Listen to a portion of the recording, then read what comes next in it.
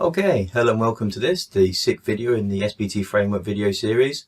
Today we're going to pick up where we left off in video 5, where we implemented our Hello World for the SPT Framework by creating our own component, the flow controller, and creating a counter inside the Cyclic Logic method. And we left that video calling the Cyclic Logic method in the main program. And I said in the next video we're going to discuss why we're actually calling a Cyclic Logic method and not the body of the function block. Let's begin.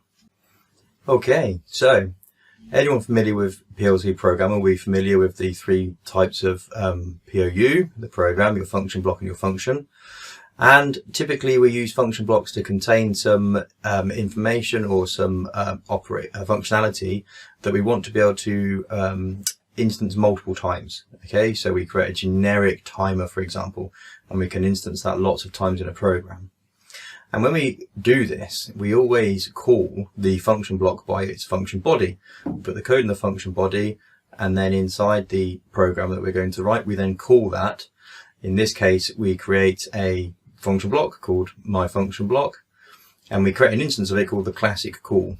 Okay, so in the main program, we then do the classic call, open close bracket, semicolon. And this has worked for a long time.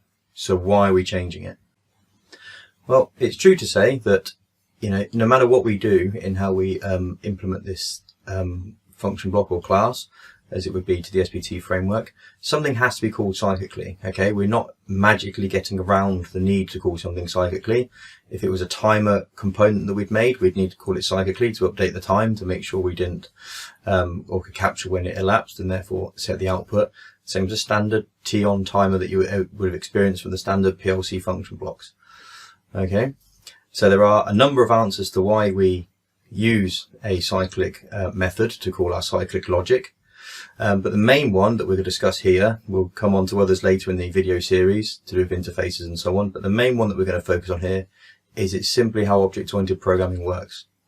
Okay, by using a method to do the cyclic logic, we are complying to how you are meant to implement an object-oriented pattern inside the PLC program framework. So remember in the video about object-oriented programming, we talked about the four concepts of object-oriented programming, not the implementation. We spoke about encapsulation, inheritance, and abstraction, and so on. So taking your program and taking the data and the functionality of your program and breaking it down into component blocks, which we refer to as objects. Okay, that's the essence of object-oriented programming, but we didn't cover how you actually do that. How do you give this object functionality? Okay, and we refer to two things within the object-oriented program paradigm. First is the class. The class is the blueprint of the object. Okay, so you can think of a class just like a function block. When you create a function block, you write it, you implement the code inside it. That's what a class is. It's the blueprint and the code for what this thing is going to do when you create an instance of it in your program, and that instance is what's referred to as an object. Okay, so our flow controller or flow control that we created in the previous video is a class. Okay, it contains code that is the functionality, just the iCounter equals iCounter plus 1, but it's still functionality.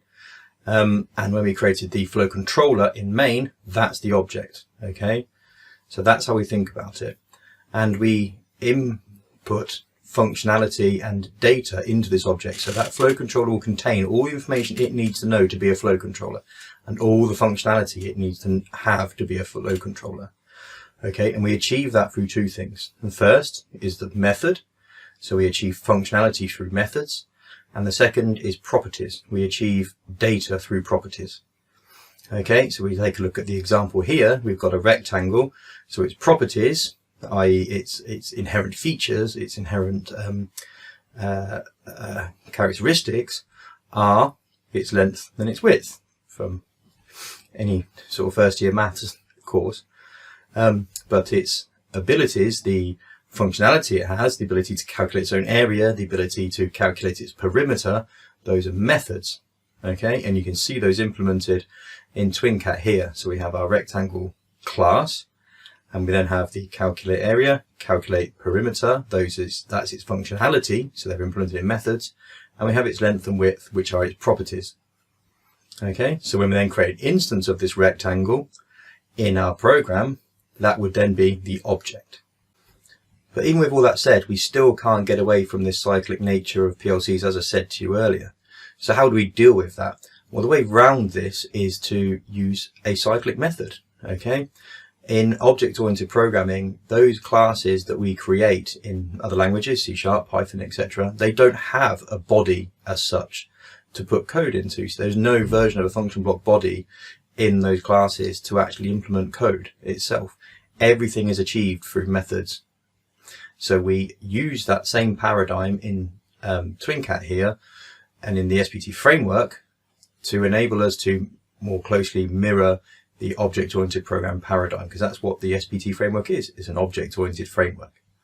So we use a method to give us the functionality. That functionality is cyclic in nature. And then we can use other methods to trigger actions or to use other features of the class as we go on.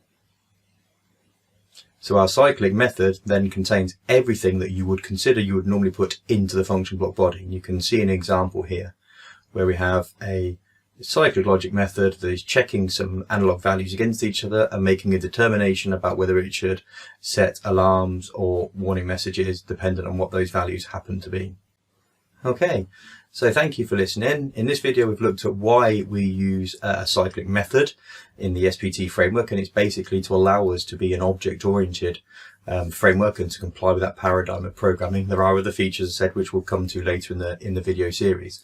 In the next video we're going to actually implement some of this, so we're going to extend our flow control class, as you now know it's called, with methods to give it more functionality and with some properties to give it some data that we can then start to get to grips with this object-oriented style of programming. Thank you.